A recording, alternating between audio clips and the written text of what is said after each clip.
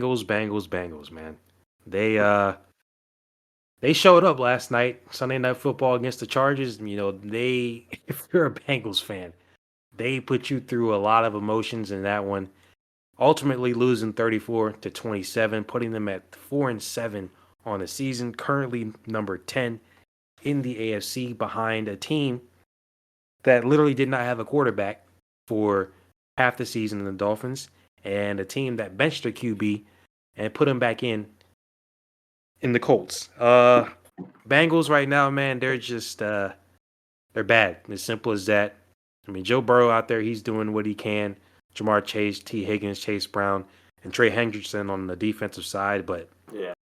that defense is just not going to cut it. And I think at this point, I'm not sure we're going to be talking about the Bengals much for the rest of the season. Yeah, this game that we even we didn't pick it for one of our games to preview, and I think going into yesterday, I don't know if either of us really intended talking about this game. And for the first half, it looked like we wouldn't really have to. It looked like the Chargers would just kind of beat the better team. But for a little bit of the second half, the Chargers decided, you know what, let's let the Bengals try a little bit. The Bengals locked in for a second, and then in classic Bengals fashion for this year, essentially like all 7 of their losses, the Chargers steal it from them at the last second, and they suffer from a few big mistakes, as the game goes on. So we'll look at it on paper here, but I think neither of us can really, state enough that this is probably it for the Bengals this season.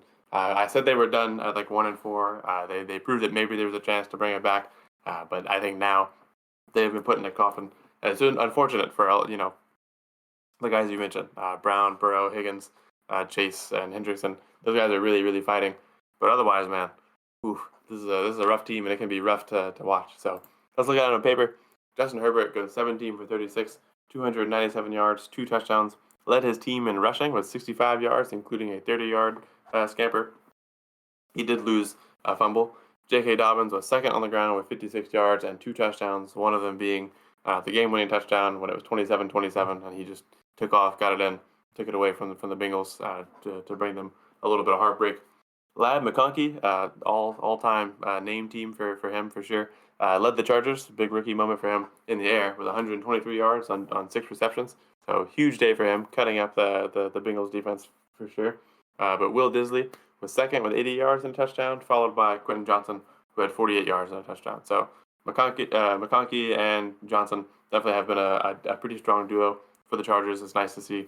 Will Disley has been in there occasionally to do pretty good. So Chargers kind of have their offense going, but their defense has been the big part of their team, and that was apparent in the first half. But in the second half, the Bengals put a lot of work in.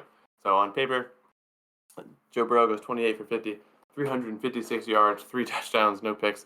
Another amazing game for Joe Burrow that has resulted in a loss. Second in rushing for his team with 28 yards, not 28 carries, 28 yards on 2 carries, so 14 yards on each one.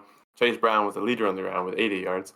T. Higgins went crazy. So I'll give a lot of props to Ladd McConkey, to Will Disley, and to Quentin Johnson for their performances in the air in this game. But the Bengals defense has been pretty bad.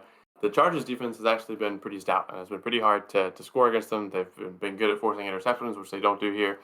They force a lot of fumbles and stuff, which they also don't do here. Actually, the Bengals get the fumble, but in this game, the Bengals actually cut them up, and T. Higgins is a big part of that. Goes for 148 yards and a touchdown, and Jamar Chase said, "You know what? I want to get on that," and goes 75 yards for 2 touchdowns. So huge for these guys to do that against this defense. Geno Stone recovered the Herbert fumble, and then that's when things stop for the Bengals. So as I said, the Chargers defense has been pretty stout. The Bengals has not. So the Bengals did a great job to make the Chargers defense look bad in the second half, and the Chargers obviously did what we thought they would do against this Bengals defense. But unfortunately for the Bengals, the Chargers also made sure to, at the very end of the game, remind us that while they might have had a bad day on defense, the Bengals have had a bad season, and they punched it in and took the win. And then one more guy to mention who has had a bad season, and I think might be nearing the end of his days as a Bengal. And I don't know about NFL, but it can be a rough time for kickers when you start to miss as many kicks and get dropped. Evan McPherson went 2 for 4 on field goals. His longest made was a 27-yarder. He has once again put up some costly misses in this game that really do end up leading them to a loss. And you might think, well, the score doesn't really add up to that. The 2 field goals wouldn't have given a win, but it was tied. It was 27-27 when Dobbins ran that in, and you would have different field position if you hit those field goals, right. You don't turn it over right there. Instead, they McPherson turns one over, missing a 48-yarder at the 30. That's not the amazing field position for the Chargers, but it is better than a touchback. And then the next drive, the Chargers don't do anything with that one. Actually, they don't do anything with either one, but it does just add up. He misses a 51-yarder, so he hits 2 really short field goals, not able to nail the longer ones. It doesn't on paper add up to a loss, but it definitely shifts some momentum. It could have caused a win. You could have had some different things go on here and there. Instead, you miss out on those 6 points and you lose again. So that is probably it for the Bengals. The Chargers are a good team. That defense is good, and the offense looks really good here. The Bengals have made a lot of offenses look good, but I do trust the Chargers on both sides of the ball this season. For a second, it looked like this game wouldn't have been much to talk about, so I'll give it to the Bengals for once again trying to be resilient, trying to fight through. But once again, man, you got to feel for Joe Burrow, for Jamar Chase. Zach Taylor and some of these guys on defense have not done them any favors. They fall to 4-7. Chargers rise to 7-3 amidst a Kansas City loss. Big moves over there for them. Bengals not able to capitalize on a Ravens loss and fall further away from the top 2 teams in their division. Yeah, to be honest here, like we do talk a lot about the defense, of course, with the Bengals. That's been a big storyline all season. But to be fair, in this one in the first half, the defense was bad. We have to admit that. You go into halftime down 24-6, you let up those 3 touchdowns. Like it's fair to criticize them. But I will say McPherson, for all his troubles in the late part of the games, like he was the only one that actually did anything, put any points on the board in the first half for the Bengals. So it was equally, bad performance for the defense as it was for the offense. They didn't do anything. 3 drives and then punts.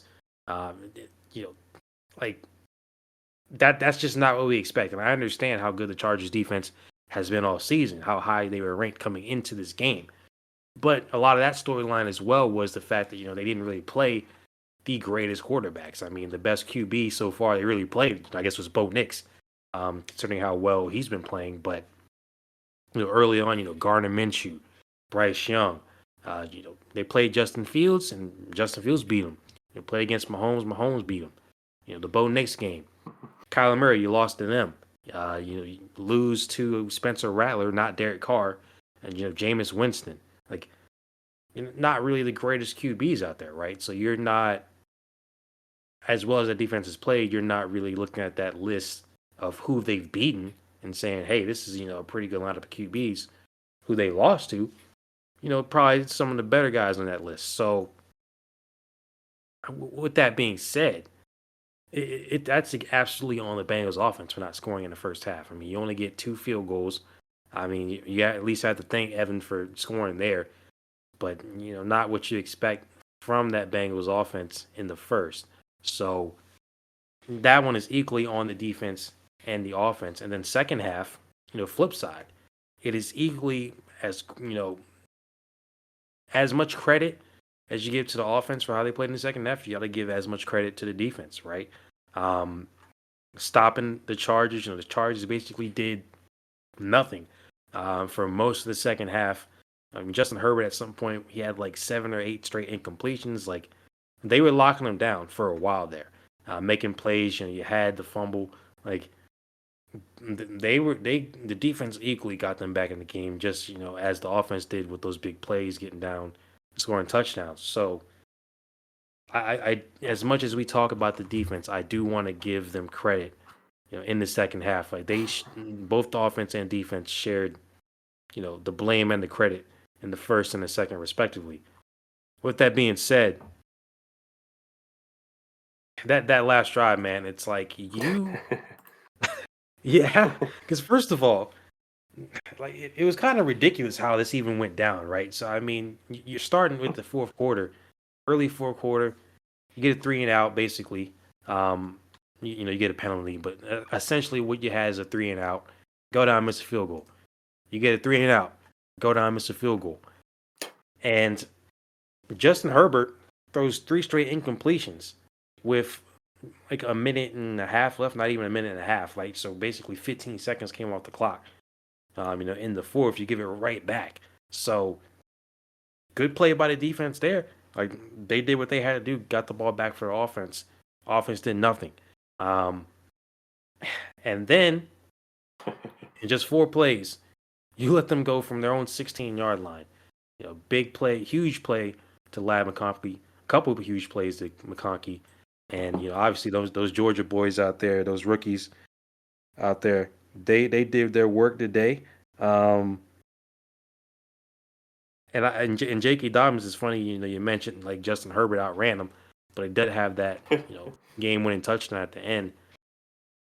Like that was just the defensive breakdown. Like that, like you stopped them the entire second half, but when you really needed it, you let them go 84 yards and get a score in like 20 seconds. I mean, you can talk about McPherson missing the field goals that he should have made.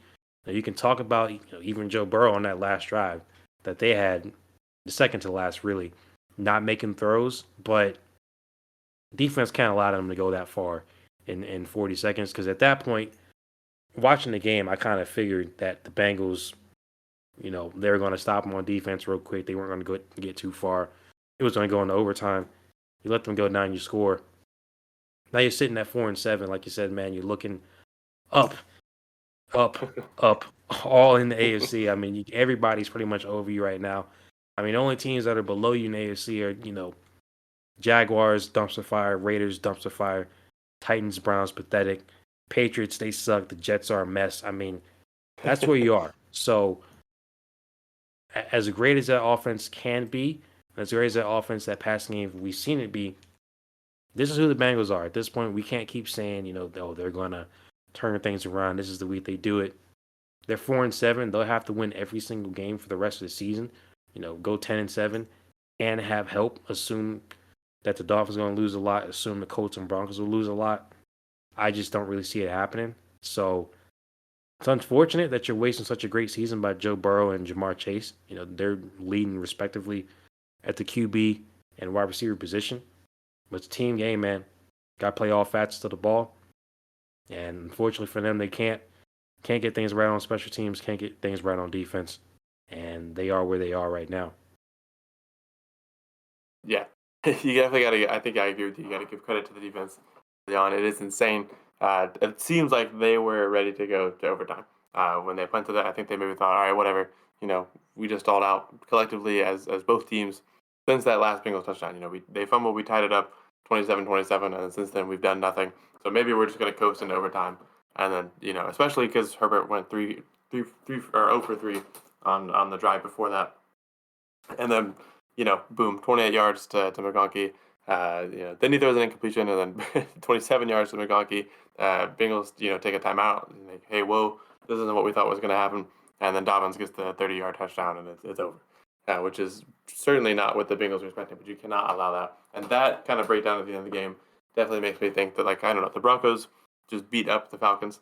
The Colts looked a lot stronger this week. I mean, they definitely fought against the Jets, but, Anthony Richardson came back in, played a better football game. The Dolphins did play the Raiders, which is not, the most impressive team to play against, but they looked a lot better. They looked a lot more cohesive. Jonnu Smith, I think, a 40-yard touchdown. I think that the AFC has gotten too tough, and the Bengals have fallen too far down. Maybe you pass the Dolphins, maybe you pass the Colts by the end of the standings, but can you get up past the Broncos, Ravens, and Chargers? Probably not, especially not the Chargers now. So I think that's pretty much it. It really sucks to see such a historic offensive season probably go nowhere in the playoffs, probably not even get one playoff game out of them. I'm sure under playoff intensity, this team would be super fun to watch. Maybe a little painful as a Bengals fan if you had to watch this defense and the playoff intensity. But, I don't know what kind of conversations we need to have about Zach Taylor right now. He's an offensive-minded guy, and there's no issues on the offense, but maybe it's time to look at, how in the world can we fix this defense? How can we come together to be a little more cohesive? Can we both play good football at the same time, offense and defense? These are the things they got to fix. I don't expect that to be fixed this season. And truthfully, if they got in the playoffs, I don't think they would make it very far. I think it'd be a very tough time. They could maybe get past the Texans if they got them in the first round. But even then, I think the Texans still pose a pretty big threat, just being a little more cohesive as a football team. So again, another fun game by the Bengals, but definitely a tough one. Definitely a rough ending for them. So tough season for them. Great season for the Chargers. They moved to 7-3. They look like a lock for a playoff spot, and they look like a genuine playoff threat.